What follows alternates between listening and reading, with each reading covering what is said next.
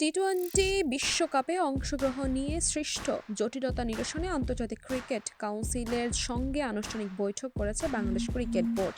শনিবার বিকেলে এই সভায় বিসিবি সাফ জানিয়ে দিয়েছে তারা পূর্বের অবস্থানেই অনড় রয়েছে এবং নিরাপত্তার শঙ্কায় বিশ্বকাপে অংশ নিতে ভারতে দল পাঠাবেন না। বিসিবির একটি নির্ভরযোগ্য সূত্র নিশ্চিত করেছে যে আইসিসি সিকিউরিটি প্রধান বিসিবির সকল যুক্তি শুনেছেন এবং দ্রুতই এ বিষয়ে সিদ্ধান্ত জানাবেন।